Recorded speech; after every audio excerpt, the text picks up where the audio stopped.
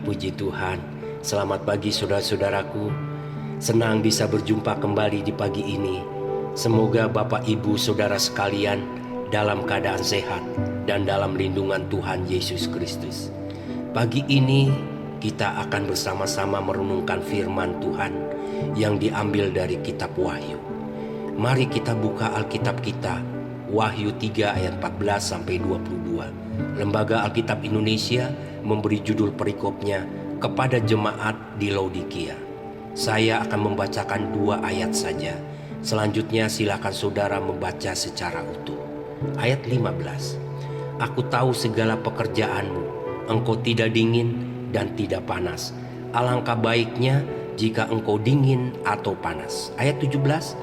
Karena engkau berkata, aku kaya dan aku telah memperkayakan diriku, dan aku tidak kekurangan apa-apa.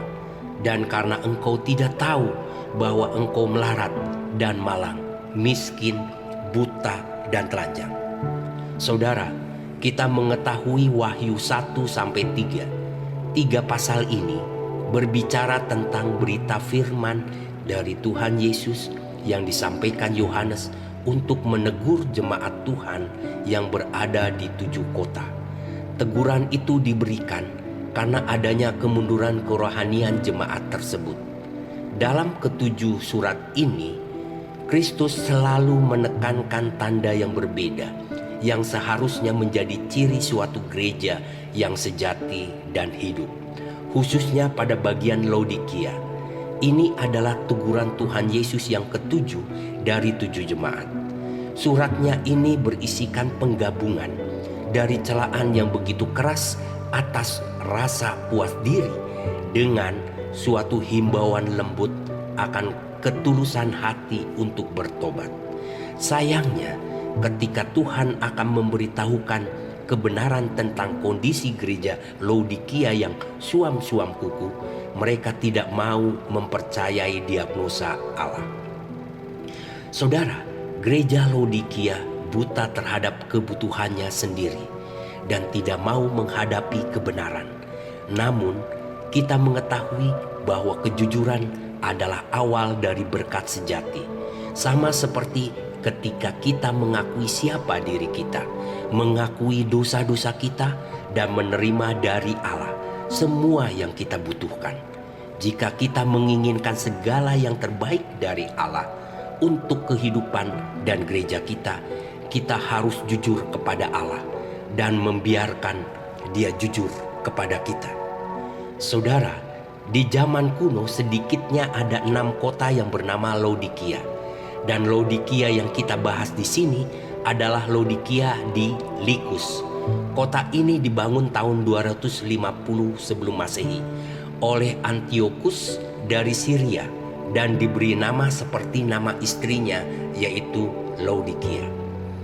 Saudara, daerah Laodikia dikenal sebagai kota yang suam-suam kuku karena airnya tidak dingin atau panas. Posisi kotanya paling selatan dari ke-7 kota yang dikirimi surat-surat tersebut. Dan Laodikia diapit oleh 2 kota, yakni Hierapolis yang terkenal dengan sumber mata air panasnya, dan Kolose yang terkenal dengan mata air yang murni dan dingin. Pertemuan kedua sumber air ini tepat di daerah Laodikia, sehingga wilayah ini memiliki air yang berkondisi suam-suam kuku. Keadaan geografis yang demikian dipakai Tuhan untuk menyebutkan kondisi rohani jemaat Laodikia yang tidak panas dan tidak dingin secara rohani, alias tidak punya ketetapan hati, suka berubah-ubah pendirian, sebentar-sebentar semangat, lalu lesu, semangat lagi, lalu lesu lagi, dan seterusnya. Biasanya jemaat yang suam-suam kuku sangat rentan karena mudah berkompromi dengan dunia. Hal ini mirip dengan masyarakat di sekelilingnya yang belum percaya. Di satu sisi mengakui kekristenannya, namun di sisi yang lain secara rohani mereka sangat menyedihkan. Hal pertama yang ingin saya tekankan adalah di ayat 15. Rupanya dalam diagnosanya Tuhan Yesus menyebutkan kondisi Laodikia demikian. Aku tahu segala pekerjaanmu, engkau tidak dingin dan tidak panas. Alangkah baiknya jika engkau dingin atau panas. Tuhan mengatakan alangkah baiknya jika panas atau dingin. Saudara, nampaknya Tuhan Yesus ingin memperlihatkan bahwa ia lebih menyenangi kondisi panas dari setiap jemaat, di mana secara rohani mereka berkobar-kobar dalam hal pelayanan. Mereka menunjukkan kesetiaannya dalam iman yang teguh di dalam Tuhan. Yang menarik, rupanya Tuhan juga lebih senang jika jemaat mengakui keberadaan rohaninya yang dingin daripada suam-suam kuku. Mengapa? Karena sikap rohani yang dingin seperti itu lebih jujur daripada keadaan yang suam-suam kuku, yang kelihatannya di luar baik secara rohani, tetapi sebenarnya keropos di dalamnya. Imannya tidak menunjukkan tanda-tanda bertumbuh, seperti pohon bonsai yang dari tahun ke tahun tetap seperti itu. Bagi Rasul Yohanes maupun bagi Tuhan, jemaat yang orang Kristennya tidak dingin juga tidak panas sangatlah merepotkan. Karena untuk orang yang betul-betul dingin, kita bisa melakukan sesuatu. Satu-satunya sikap yang tidak mungkin diajukan terhadap kekristenan adalah sikap netral. Yesus berkarya melalui manusia, dan orang yang bersikap tidak peduli terhadapnya berarti pada hakikatnya menolak untuk memikul tugas yang ditentukan Allah bagi dirinya. Orang yang tidak mau tunduk kepada Kristus berarti telah menolak Dia. Hal kedua lainnya yang ingin saya tekankan adalah di ayat 17. Dalam diagnosanya, Tuhan Yesus pun menyebutkan kondisi Laodikia demikian. Karena engkau berkata, aku kaya dan aku telah memperkayakan diriku, dan aku tidak kekurangan apa-apa.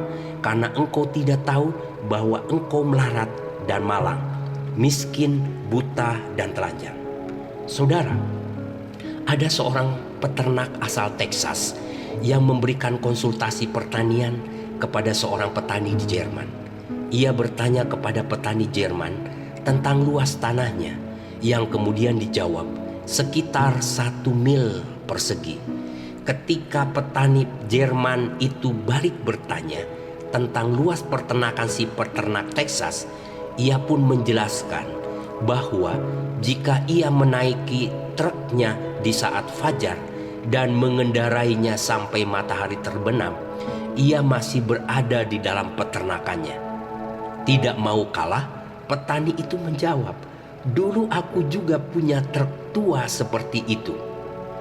Ketika saya di Papua beberapa tahun yang lalu, saya pernah bertanya, Bapak, berapa luaskah ladang sagu Bapak? Bapak ini menjawab, tataplah ke muka, sejauh mata memandang, itulah luas ladangku.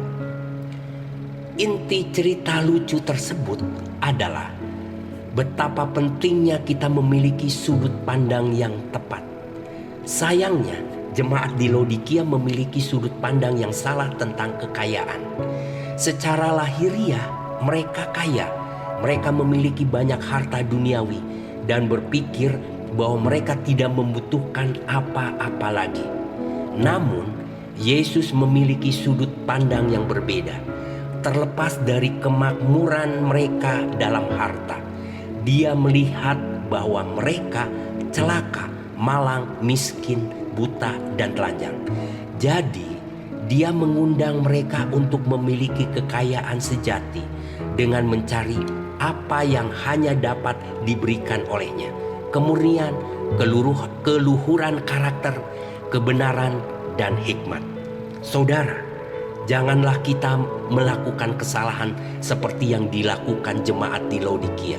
Sebaliknya, marilah kita memiliki sudut pandang yang tepat tentang apa artinya sebuah pekerjaan, pelayanan, dan menjadi kaya.